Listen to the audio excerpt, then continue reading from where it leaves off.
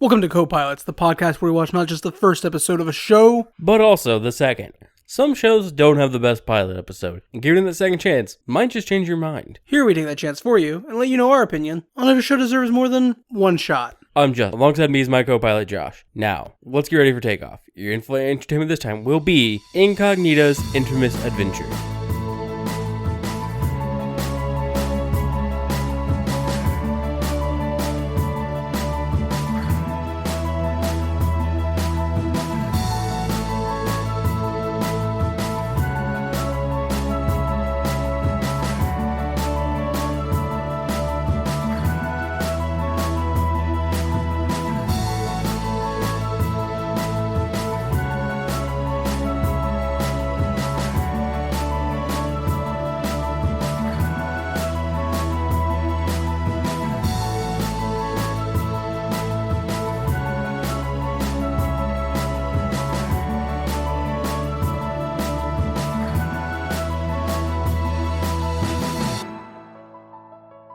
So we're breaking the rules. Just gonna break all of them. Throw them out the window. Are we? I don't think we are. Incognita's Infamous Adventures was not a show, did not air initially as episodes, and was only broken up that way because Amazon is weird. But it has episodes. And the episodes now have titles. Cool, but the only rule is as long as it has episodes. Fair enough. I guess, technically, this version of the show is completely fine for review. It's the original version that was aired. Yeah, we can't do the original version, but I mean, like, we can't review the version of the show that won awards. We can just review the version of the show that's on Amazon. Yeah, the one that has episodes. Yeah. Yeah. Episode 1, in fact, is entitled Gutsy Girl in Tights. I was unaware it had titles. Yeah, they all have titles. They have episode names. Also, Gutsy Girl in Tights is the name of the theme song, which is also the song for the credits of the show, because this show is a musical. Superhero musical. Yes. A superhero musical web series.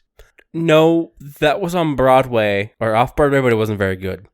Are you thinking about Spider-Man Turn Off the Lights? That was the joke. Series, superhero musical web series. Yeah. No, I get you. I get you. But unfortunately, this one is not off-Broadway. I mean, technically it is off-Broadway. Everything is off-Broadway, but it's not on Broadway. Off-Broadway is such a vague term. I'm in an off-Broadway production right now. So are you.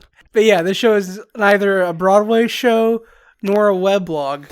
Is calling something off-Broadway, like, in your career history the same way, like, you just lie on a resume to a normal job? It's just like, if you are a performer on stage for, like, Broadway things, she's like, no, I was in an off-Broadway production of Grease. And she's like, I did Grease at a community theater when I was, like, 7. But it wasn't, I grew up in Idaho. Like, it definitely wasn't on Broadway. It was off-Broadway. I worked as a stagehand for a stage play of Beauty and the Beast. It was an off-Broadway production, though. I mean, like, it's not wrong, right?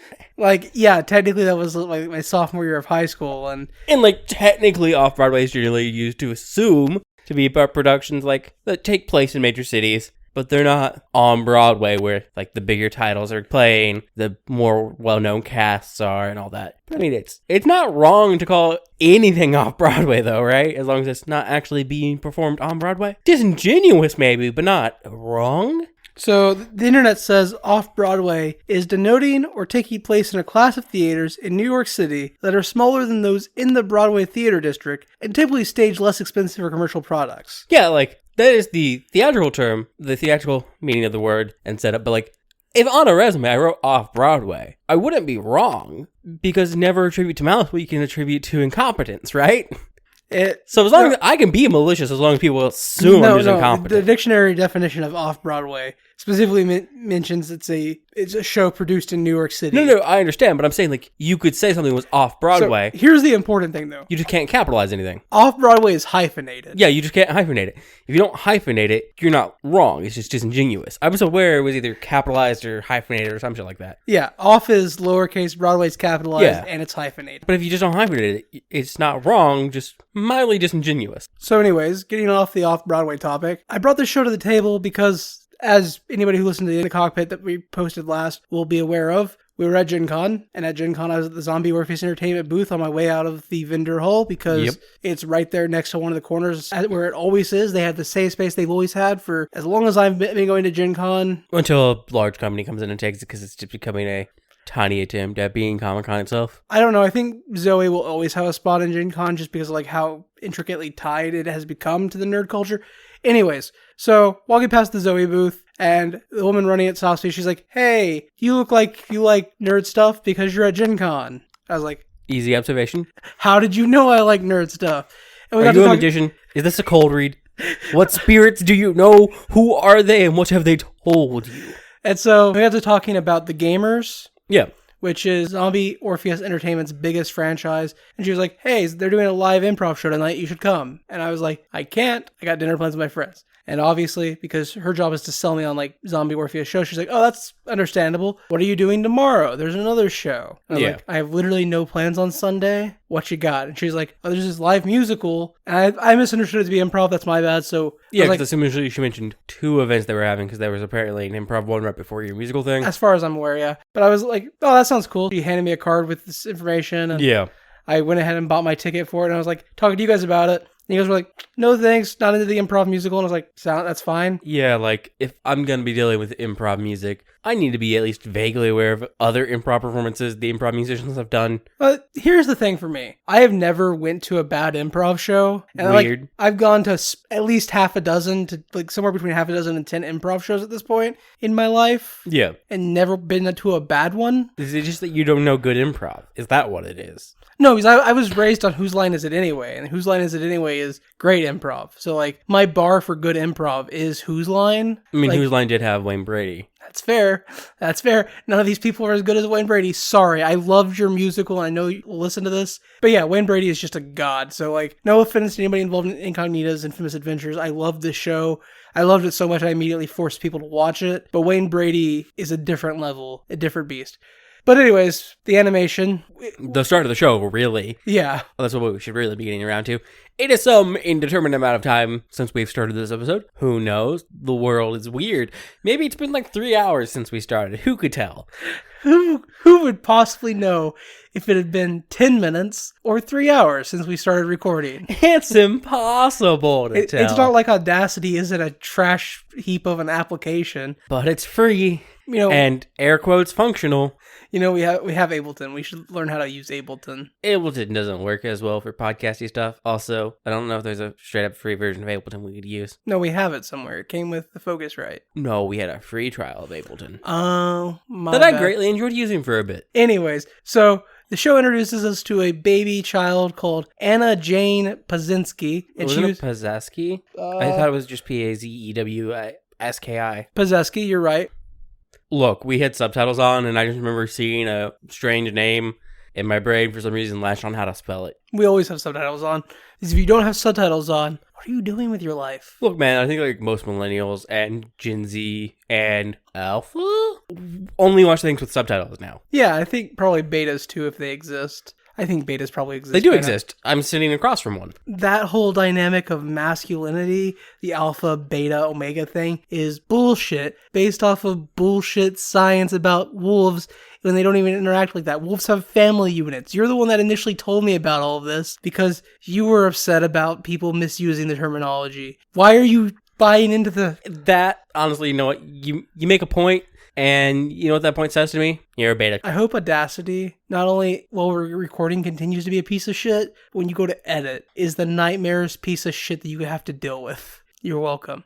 Anyways, her name is Anna Jane Pazeski, and she was born with an uncommon last name and a superpower, both of which were hard growing up in a small town. Yep. And her superpower is that she uses energy somehow, but has to be touching a crystal. It just says crystal. It's unclear from there. No, yeah, it has to be crystal. Because like she has crystal earrings. No. I'm just saying it says crystal. Does it clarify what type of crystal? Well, it's any kind of crystal, you know. Crystal? Like, can she be touching crystal?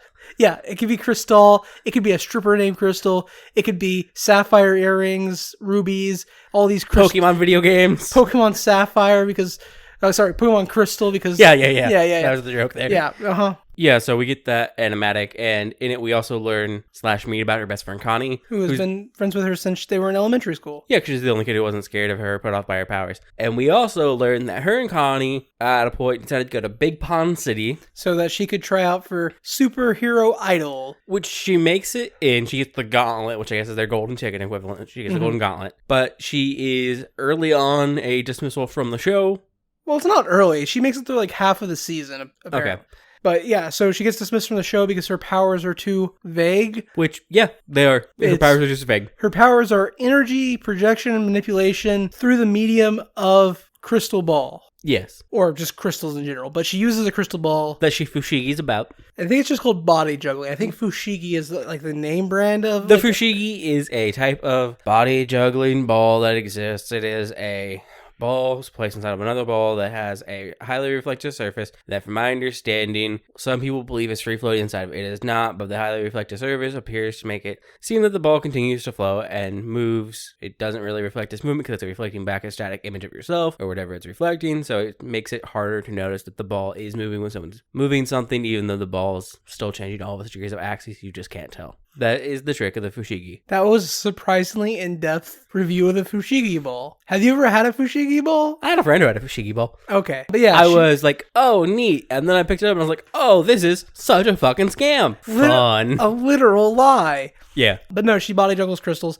And because she got kicked off of Superhero Idol, they had to go into the indie crime fighting circuit and make their living that way. And when that wasn't enough... Fun fact, trying to do anything as an indie creator and whatever, an indie creator, an indie developer, and I guess indie superhero, an indie wrestler, I think the an obvious, indie artist. I think the obvious comparison is like an indie musician because the Superhero Idol thing is very much a American Idol, not parody. Yeah. And so it's very much a musician. Honestly, just the easiest way to frame it. Trying to do anything as an indie brand is very hard. So obviously they don't succeed, and they both get a job at the place where editing happens. I think it's... I don't remember anymore, man. I have the actual name of it. The place where things are edited. The place where things are edited, yes. Which also, the town she was born in was called Small Town. Yes. The town they moved to for Superhero Idol is Big Pond City. I just want you to know that all of the names for places in this show are the pinnacle of hilarity. Like, they're all very, very funny jokes. Yeah, I enjoy it. My favorite Thai place. So we start the actual body of the show, the live action bit, with AJ singing a song that starts off kind of like dreary, like, man, life is kind of boring. This is kind of just what it is. It's this repeat. Or at least it was until Adam came to town. Adam is her new coworker that she obviously has a crush on. And his cubicle is right next to hers. And for the longest time, that cubicle was empty and it plagued her with its emptiness. But now that Adam has come to town, it's not, and neither is her heart. Yes. That's essentially the song. Yeah. The song is called When Adam Comes to Town. It's the entire soundtrack is on Spotify. The entire show's on Amazon if you want to purchase it for like $7. And I think it's streaming somewhere as well, but I can't remember where. I have no idea. That Fantasy Channel. That's what it's called. That's where it's streaming. But we end this song, which is a fairly good song, no longer at her office, but at her apartment, going into her office the next day. Yeah. It really goes to demonstrate the repetitiveness of the days. Yeah. Even though Adam has broken up that repetitiveness, it's still there. We get a really good bit between Connie and AJ, which is what Anna Jane is called. Yes. AJ. It's early in the morning and AJ is singing by herself in the kitchen, and then Connie walks in through the door and she's like, no singing, you know the rule. And AJ's just fumbles it initially, gets to do the concepts confused, but the rule is no singing before Connie has her coffee. AJ says no coffee before AJ has her no coffee before Connie has her singing. You about nailed how AJ said it, though. Yeah. Because she's like, wait, no coffee before singing? Yeah. So she hands Connie coffee and she's like, I can sing now. And the singing proceeds to continue singing about the same song on their way. Or she starts to sing it again in the car. And Connie goes to rebuke her. And AJ hands her more coffee, but does not continue singing this time. Instead, Connie and AJ kind of just start talking about events that are occurring. They're talking about superheroing stuff because AJ is still doing indie superhero stuff. Theoretically. She's going out and getting her ass kicked. That's yeah, canon. but she's not doing it to enough where they have dental anymore. Because Connie mentions that they don't have dental now. But also Connie brings up that the supervillain Hilaria might be back in town. Yeah, which AJ looks stricken. Yeah, apparently Hilaria was defeated last year when she killed another hero. Like, they killed each other. Yeah, supposedly. That was the supposed thing. But Connie's like, look, with Hilaria potentially being back, we need you to learn how to do... You should do that healing thing. There's not a lot of healing superpowers. And AJ's like, just because my grandmother had a similar power set to me and she could heal doesn't mean I can heal.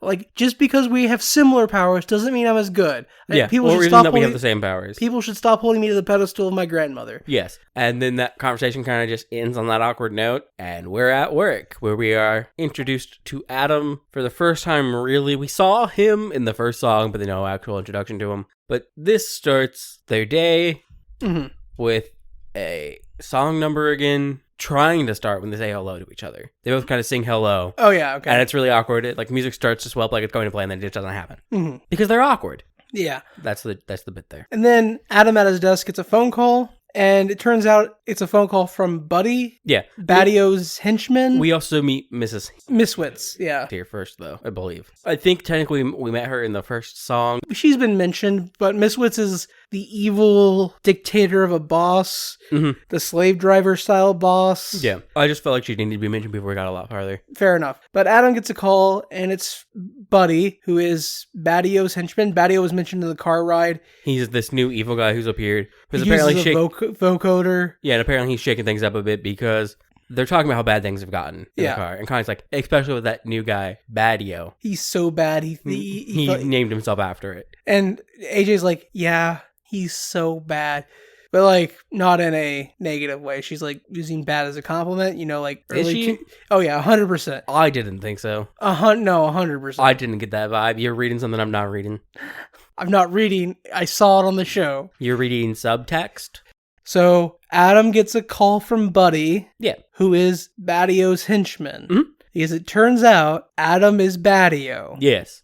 And Adam is very upset that he called him on the office phone because they're supposed to use their watch-talkies. Yes, pending. Watch-talkies are just watches that are also phones. Yeah, you know, like those things that have existed for the better part of a decade. They're just smart watches, but not the smart part. But he can't use the watch-talkie system because all of the lab's energy is currently being used by the Spatio Reconfabulator. Patent pending. Which is a device that allows Adam to project his teleportation power on other people. And also allows him to freeze them. Well, the freezing part is just kind of like a byproduct of teleporting them.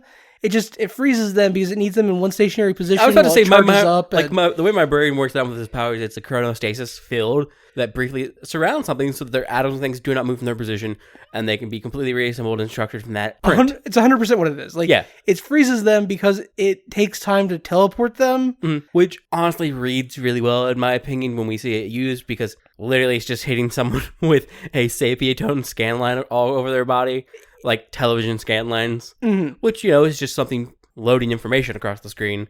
So, anyways, they need to have a test subject to use this on, to which Buddy's lab assistant, who is named Roombot, immediately backs up in terror because Roombot has apparently been the victim of testing before. It's this amusing little scene where it's obviously been sped up because they just have the Roomba going in a straight line. But Roombas don't move that fast. Yeah, because Roombot is a modified, artificially intelligent Roomba. Yes. Which is great. Yeah. Also, a thing we should mention here, all of Buddy's inventions look like household objects. Yes, they do. So Roombot probably isn't actually a Roomba, it just looks like a Roomba. Well, I mean, when they talk about it, it's because he doesn't have good quality parts. So they might have been those, and he's just using what he gets. And this brings me back to the Spatio Reconfabulator, which looks like a hairdryer. Some people might say it looks like a hairdryer. Yeah. But they talk about that, and that's really the end of their call, and Adam hangs up, and then... Well, Adam's like, I have an idea of who he could use it to, because Miss Witz is yelling at AJ. Yeah. And AJ has a crush on Adam, but Adam also has a crush on AJ. How unlikely. So he's like, ooh, I have an idea of who we can use this on. And that cuts us to the best song in episode 1 out of the 3 songs in episode 1. Yes. And that is the song Worth Dying For. Because Badio shows up at the office. He does. The place where things are edited. And he shoots Miss Witz with the Spatio Reconfabulator. That's such a ridiculous name. It's so hard to say when I'm not looking at the words written on my phone. Yeah, I didn't know what it was down. I just remember what it does. Because I was like, I'm not remembering that name. I'm not saying that name. It's not going to happen. But before he shoots her with it to freeze her, Connie's like, that just looks like a hair dryer. He's like, I could shoot you instead. Yeah. But instead he does shoot Miss Wits. And because she's so witty. Yeah, I get it. But, and then his song starts really. His song starts after Incognita shows up to stop him, to foil his plan. Yeah, I mean, the music for this starts to happen when he shoots her, and we see AJ as Badio points the spacer reconfabulator at Connie. We see in the background AJ run off. Mm-hmm. And then when he turns it, shoots Miss Wits. His music starts to swell up, and then right after he shoots her, Incognita. God, her name is not a good superhero name for her power. No, which is part of a later episode. Shows up, and he starts singing his song. And his song is really just like, yo, Miss Wits is shit. I'm not really the bad guy here. Like, I'm making things better for people. Did you know she's stealing your fucking paychecks? Like, she's just stealing a fuck ton of money from everybody who works here. And I have proof. Here's the proof. And also, even if she wasn't stealing money, the way she treats her subordinates would be more than enough to justify killing her. Like, is it worth dying for this lady? The entire song is literally just like, yo, you gotta have things that you're willing to fight for and things that you're willing to die for. And is it really for the cruelty that other people subject you to that you are willing to stand up on their behalf in a right to defend them for what they've done to you? Mm-hmm. Badio doesn't know that Incognito works at the place where things are edited. But, like, his point is still, this person is a tyrant and treats people terribly and is even stealing their money. Why are you defending her? And the song ends with the Spacio Reconfabulator in Incognita's hands, and he's like trying to like get her to pull the trigger to teleport Miss Wits away. Yeah. Because she doesn't know what it is. As far as she knows, it will kill Miss Wits. Yep. It's kind of like the temptation to come to the evil side. Yeah. We have cookies. In this case, we have a teleporting gun. I mean, I would take both. Gosh, yeah. I could teleport myself to more cookies after I eat the first batch of cookies. But instead, Incognita turns to Badio, shoots him, and he's like, no! Yeah. And he's teleported back to his lab. Yep.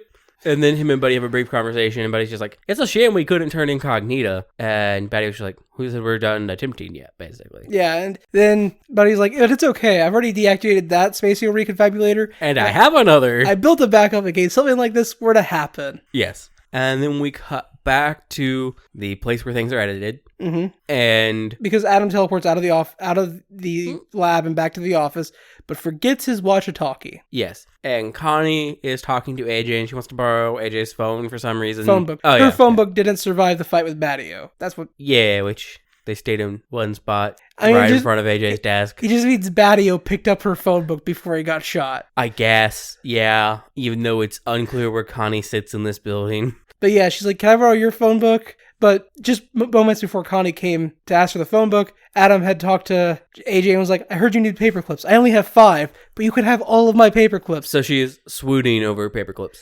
Yes, and Connie mocks her, so AJ is slightly nettled by that and refuses. Well, she doesn't refuse. She's just going, Adam. And Connie's like, I'll just use Adam's phone book then, and goes to Adam's cubicle and goes to get his phone book. And the phone rings. And his Buddy. And because Buddy has no capability to learn other than how to build super weapons. I would argue Buddy's not great at social cues. That's fair. He's immediately like, Badio. Hearing the name Badio said on the phone, Connie immediately just hangs up and kind of scampers off out of Adam's cubicle. Because as she hangs up, Adam shows up behind her, and he's like, what are you doing? And she's like, I just needed the phone book, and she scampers off. Yeah. And then Adam sits down, his phone rings, it's Buddy, and he realizes that Connie just found out that he's Badio. Yeah. And Adam reproaches Buddy, and Buddy's just like, it's not my fault. You left your walkie-talkie here. That's what I called to tell you. Mm-hmm. And that is the end of episode 1. I mean, yes, but the ending shot pans us down and out from Adam's cubicle, and we see that his name is Adam. It's B. Adam Dio. It was him, Dio, all along. No, it was him, B. Adam Dio. I mean, yeah, but like Dio, he's still Dio. But yeah, he says we'll have to deal with consonants Blakely, and then end of episode 1. So, what are your thoughts on Incognita's infamous adventure, episode 1, Girl in Tights? Gutsy Girl in Tights, Gutsy Girl in Tights. Gutsy Girl in Tights. It's fun. It's got a little bit of hooks. Weirdly, I guess maybe not weirdly, I think it's probably just because it's like the episodes are short form and it's a superhero musical. So it instantly reminds me of Dr. Horrible. Which makes sense. I mean, it's a web series musical. I even think in some respects, Buddy and Dio are essentially like halves of the Dr. Horrible character.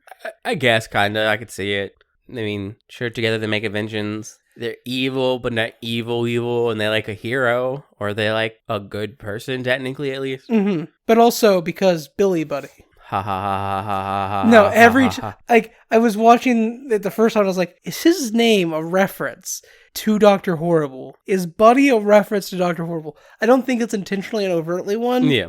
But it in my brain every time, it will forever ring as... So it reminds you of Dr. Horrible, though. But what are your... Do you like the show? Do you dislike the show? I like the show. I like this first episode a lot. It has hooks. It pulls me in. It's fun. It's funny. I think most people can relate to like having a Miss Wits in like their hierarchy at work. We didn't talk about her a lot in the first episode, but she forces them to work the weekend because she sent out a memo with a 15-minute heads up that was like, hey, if you don't respond to me in the next 15 minutes, you have to work the weekend. Yeah. Oh no, you were standing at the copier talking? Haha, you have to work. Yeah. Also, she sent Constance's check back because she didn't know who Constance Blakely was because she always knew her as Connie. Yeah. Which, that's a boss overriding HR's pay schedule, and is definitely illegal because you're withholding someone's paycheck. But Miss Woods is already doing illegal things. Why does she care? Yeah, she's stealing people's paychecks. She didn't send that paycheck back. She just cashed it herself. Yeah, probably. But, like, all these things just have the little hooks. The songs are all very good and very fun. I would agree, yeah. All of the musicians have very strong vocal capabilities, and the songs are well written. So between all of that, my already, like, love for musicals and superheroes, I'm really, like, an ideal audience for this. So, understandable. Yeah. I feel very much the same way, and I wanted to take this bit here to mention the part of the show that I really liked, which was Badio's teleportation effect, because the effects in a low budget thing are almost always never good. Yeah. But Badio's are actually really good. So as he teleports, he gains like a particle effect and a bit of a glow that dissipates out when he disappears. But you also see like brief scanline segments over him, and very much in the same scan lines that Miss Wits are encapsulated in. And it has a good sound with it too, though. Just the effects of Badio's teleportation are actually surprisingly good. I talked with the like editor about this after the show because the editor didn't do these special effects. They were outsourced to special effects. But like we talked about these effects because so often teleportation effects look terrible. Yeah. And like it doesn't matter how big of a budget they are. Teleportation effects have a tendency to look terrible or just have no look to them at all. Your teleportation's gotta have a zhuzh to it. You gotta have something that makes that teleportation yours. It's why Nightcrawler is famous. That's why Nightcrawler has his poof. It's like the best part of his bamf. I'm aware. I was distracted by what I was gonna say next. Like, the movie itself is actually arguably weak, the story and everything in all of it, but like the part that made me enjoy Jumper was the way the jumps were designed. Because you'd see the lensing around them, it'd pull in, and they'd often pull things with them, but not always doing it on like how strenuous the jump was, how far they were going. You're more likely to see things with, or how emotional they are, or how emotional they are when they do it. Like, it adds a flavor to the jump. Personally, Jumper might be the only teleportation I've seen in movie or live action filmography that has a better, more satisfying teleport than Badio's. Badio's is that good of a teleport effect that you're like, you see it and you're like, oh, that's what teleport should look like. Yeah, it works really, really well, and I like it. Also, Badio's chest piece, I like it, but also because of its inherent design, it feels like it's meant for a guy like 2 feet larger than him in all proportions. It's so wild looking. It's so cool. It's very cool, like, design. Yeah. But, like, knowing that piece of, like, chest plate was, like, 40 pounds and they had to, like, build a special table for him, like, to, like, walk in and, like, squat so it could, like, just sit there instead of having to take the whole thing off between takes. It's wild, like, how heavy that is and, like, how good it looks. But, like, yeah, it looks like it was designed for a superhero whose powers aren't teleporting. Although, because his powers are teleporting, it doesn't matter that it weighs 40 pounds. Yeah, I'm not walking, I'm just standing here. If I had the power to teleport and I was a supervillain, I'd wear, like, the heaviest armors. I'm teleporting here? I'm teleporting here. I'm sorry, I just realized the way I structured the thing before that my brain was like, I gotta do it. But yeah, no, the show's a lot of fun, and I really enjoy just about everything about it. Okay, so episode 2 entitled... Episode 2 is entitled In the Mood for Tomka. Oh, yes. So episode 2 does open with a song. Oh, no, it doesn't. Sorry, it opens with Connie tied up in the secret lair of... Badio's. Yeah, of Badio, yeah. And... she's trying to like, she's just irritating Buddy who has her tied up there. Yeah. He's got a device that is a memory eraser, which she immediately calls out as like, no, that's a salad spinner or something. I don't remember what she said. I don't fucking remember. But he's like, I think this may have been the thing that was the hairdryer. I don't recall. the hairdryer is definitely the Spacio reconfigurator. I don't remember, man. This is like a circular thing with a spike in the middle. You'd put food in it and it goes... I don't know, man. Sounds like I'm describing a food processor. But anyway, she calls it out and he's just like, so? And like then she's like, you know, you could be more like Guillotino. He has pizzazz. His mini guillotine of doom. And he's like, oh, there's a mini guillotine of doom, and they just like kind of geek out over like supervillains and stuff. She talks about how all of that guy's stuff looks really good, but is poorly made, whereas Buddy's stuff is really well made, but looks like shit. Style over substance, substance over style. The great debate. She tries to get Buddy's name, and he's like, I'm not going to tell you that. Why would I tell you that? She's like, you're just going to erase my brain anyways. And he's like, I'd have to recalibrate it. So then Buddy gets a call from Badio, and he's talking with Badio on the phone, and Badio's like, what's taking... Well, not yet. Sorry, I'm skipping stuff. Yeah.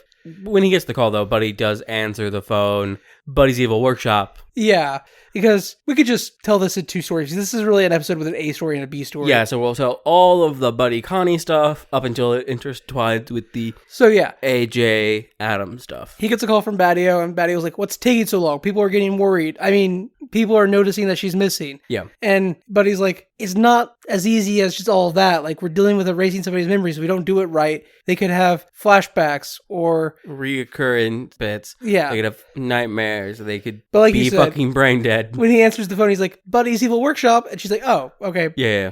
So he gets off the phone and she calls him Buddy, and he's like, how do you know my name? Yeah. And they have a bit. Is this before or after they sing their song? This should be right when they start to do their song. No, because right before they do their song, he gets another call. No, that is right after the song. No, because the song has a line referencing it. Does it? And also because he realizes what he says about Project Ring Around the Rosie, and then she distracts him with the song. Yeah. Yeah. So he gets another call moments later. Yep. And he initially thinks it's Badio again. He's like, he answers it all haughty, like Badio, kind of gruff and angrily. And he's like, oh, no, sorry. You know, you're somebody else. That project's all going well. No, I haven't told anybody about Project Ring Around the Rosie. And then he looks back at Connie, he's like, damn it. And he goes through this conversation, and he gets on the phone, and Connie's like, oh, so you're taking gig work outside of your main job. Which, isn't really a thing us sidekicks do. It's kind of frowned upon in the sidekick world. And he's like, look, someone has to keep us afloat. Someone has to pay. We're not going to get reimbursed for all the stuff we're making here. Someone has to pay the bills. You think Badio's job at the place where things are edited pays the bills? He doesn't say that, but like that's the implication. He's like, look, things are different between heroes and villains. You guys just get dental. If we want dental, we have to either get a super evil, wealthy patron to back us, or we have to commit the robberies ourselves. We commit a bunch of robberies ourselves. It's really hard to get like evil dental and things. And this leads into the song "Supers Are the Worst." Yeah. Which is them both complaining as sidekicks about being sidekicks and like dealing with people with superpowers. Yeah, it's like, look, we do all this fucking legwork and we get no appreciation. And like they never look out for themselves. We're always having to look out for them. And we're just normal people. If anybody's gonna get killed, it's gonna be one of us. Like, really, supers are the worst. The scene consists of a bit because Connie is tied and strapped to a small truck dolly. Yeah, or like a gurney of some sort. Gurney. It feels like a dolly from the way he's moving it because it's way too tilted forward. It feels like I'm just gonna put a keg on this fucking thing and lug it around. But it does have like because it can swivel She does like flip all the way. It's weird. Yeah. It's his own invention. But so they're walking back and forth across the screen like that. At a point, they swap. It's amusing. Buddy seems to be looking a bit confused because he's the one now strapped to the gurney thing. But this song/scene kind of comes to an end really right after this, where he is strapping her back down to the gurney. Mm-hmm. But like prior to this song, when he was on his phone call with his secret patron, she managed to send out her location via her smartwatch to Incognita. Because smartwatches have more functionalities than just being able to talk from them. So as the song ends, Incognita shows up. Yeah. And that means the stories merged, so now we got to go back in time, like Huey Lewis in the news. Yeah, like, so assumingly, like, right after the song is when she shows up, because technically we go to back to that scene after following them, and it could be an indiscriminate amount of time, but who knows. So, going back in time, just like Huey Lewis, And that means we're going back to the song Pinocchio Jam. Yeah. Because this is the first song of the actual episode. It's as AJ and Adam are getting into work. Yep. And AJ's asking Adam, hey. Have you heard or seen anything about Connie? Because, like, she's late. She's never late. She came home late last night, and I haven't seen her since. That's unusual for her. She's never late to anything. I figured it had something to do with Badio yesterday, though. Yeah. I heard that was, like, really crazy. And so... But, like, I heard he's not too much. He's kind of a joke. Yeah, so it's called Pinocchio Jam because they both lie about the day before. Yeah. Because she can't be like, oh no, I saw Badio's entire thing, because she was nowhere around. Yeah. And he also can't because he was also nowhere around. So she mentions that she heard Badio was a bit of a joke, and he's like, "Oh, so you were there?" And she's like, "No. I only saw a bit. I had to go to the. I was cowering in the bathroom." And he's like, "Oh yeah, well, I'd already clocked out for lunch, but I've heard Badio's not a joke. He's very serious." Well, he says, "I think he's very serious," and she's like, "Oh, so you saw?" He's like, "No. I was at lunch. I was at my favorite Thai place. Across the street." Yeah, I was in the mood for some Tom Kha. I was at my favorite Thai place. Yeah, my favorite Thai place is the actual name of that restaurant. If you're not watching with subtitles, you won't get that it's the name of the restaurant at this point. Yeah, but on the subtitles, it is all capitalized. There's an episode later where they do go to my favorite Thai place. And we say that's just the name listed on it, yeah. Yeah, because, again, the names of places in the show are excellent. But from here, we get a song between the two of them. The Pinocchio song. They're doing their singing bit. Yeah, which also has, like, a choir who are, like... They're a Greek chorus, basically. Every time they tell a lie, the choir's like, no, And then they kind of have a brief line of what the actual truth is. They are just literally being a Greek chorus here in song. It's very good. But so, this is the weekend. Yep. They weren't supposed to work, but they didn't answer the email, so yeah, they're stuck at the office. And so Miss Witz is, like, breathing down their necks, and eventually... AJ, still visibly worried that Connie's not there, is working away at her desk, and she gets a dropped pin from Connie's location. She's like, oh, gets ready to stand up and leave. But Miss Switz stops her, and she's like, where do you think you're going? You're on the clock until 3. Honestly, you should be happy I haven't even fired your little friend Connie for not showing up yet today. And she's like, well, I think Connie's in trouble. And Miss Witz goes, now, we all have our own troubles. We can't make excuses for her. After all, we all fall down. And so the rest of this scene and the next scene or so is Miss Witz, like, leaning out of, like, corners and stuff, watching AJ, making sure she's peeking over the top of the cubicles and stuff. And it's in these moments where we kind of cut in between, obviously. But as Connie is looking more and more worried as the day goes on, not Connie, but I mean, she's looking a bit worried too. But while AJ is looking even more worried, Adam shows up and he's like, hey, so, I heard the copier is about to explode. And AJ's like, what? And the copier explodes and Miss Witz takes off running down the hall. Well, she looks the opposite direction first and then looks down the other hall and just takes off running down it. It's great. So AJ then uses this time to escape the office. After briefly thanking Adam. And she gets to Badio's lair. And that's where everything converges. Yeah. So she gets there and she's like, what are you doing? I'm going to get Connie. We're going to go. And then Badio teleports in. And Connie's like, where have you been? We had enough time to sing a song together. Yeah. Because I don't know how much of the actual dialogue of this show is canonical to the show, right? All of it. All the songs are canonical. I refuse to hear otherwise. Okay. Anyways, like you said, Badio shows up and he's like, how did you find my secret lair, Incognita?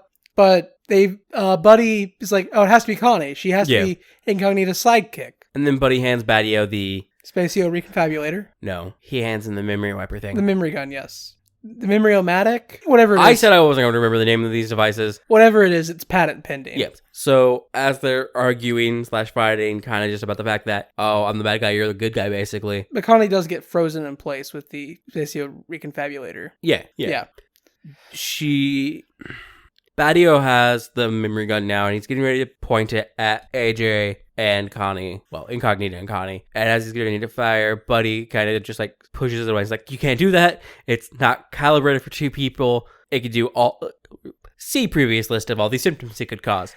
So this becomes an actual fight between Incognita and Badio, where he's teleporting and kind of, like, harassing her while she's trying to shoot him with energy blasts.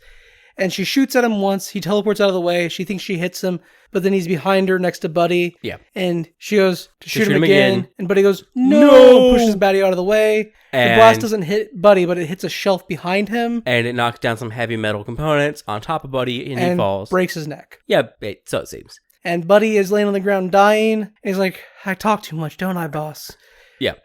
I've always been a talker. And Badio is upset and angry and kind of just says, she's like, it's fine. Incognita can save him. It's fine. She has healing powers. She heals him. You let us go. And Badio goes, agreed, do it. Just do it. Because he's like really terrified that his friend is going to die. And Incognita's the entire time, she's like, I can't do that. I can't heal people. And then like Connie tells Incognita, look, you've never killed anybody. If he dies, it's going to be on you. It's going to haunt you forever. I know you. So she manages to focus her power and heal Buddy. Yeah, she fell like 2 times beforehand, but ignore that. She heals him. It's fine. And so while Badio is distracted by consoling his friend who nearly died, Connie and Incognita run out of the building. And then Badio teleports immediately in front of them and levels the memory gun at them. And Connie's just like, you said you'd let us go. And he's like, I lied. I mean, he is ostensibly a villain. But also, arguably on the grounds of technicality, they did get to leave the lair. Yeah. And then he shoots them both with the memory gun, even though it's only calibrated for one person. And then teleports away. That can't lead to any bad thing ever. Mm. So they're both just standing there confused. And Incognita looks over and Connie's like, where are we? Why are we here? And Connie's like, I don't know. I was going to tell you something about Badio. And Incognita's like, what? And she's like, I don't remember anymore.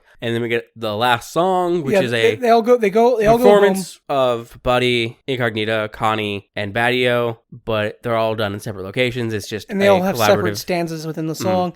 The song is like about not knowing, not only like not knowing things because your memory's been wiped, but like not knowing if what you're doing is actually the right thing to be doing. Maybe not even knowing who you really are or what you're able to do or what you're allowed to do. The song is literally called Never Know. Mm-hmm. And out of these 2 episodes, even though I love Worth Dying For, that song is so much fun and the vocoder bits on Badio's voice are just amazing. This is the best song in these 2 episodes. I would agree. In it, we see Badio and Buddy, they're both... Well, Badio's just walking down a tunnel, apparently. Mm-hmm. Assumingly just, like, going over his mental. Because, you gotta review that shit after a battle. Make sure you're in the right spot. Make sure you know where you're going to go forwards.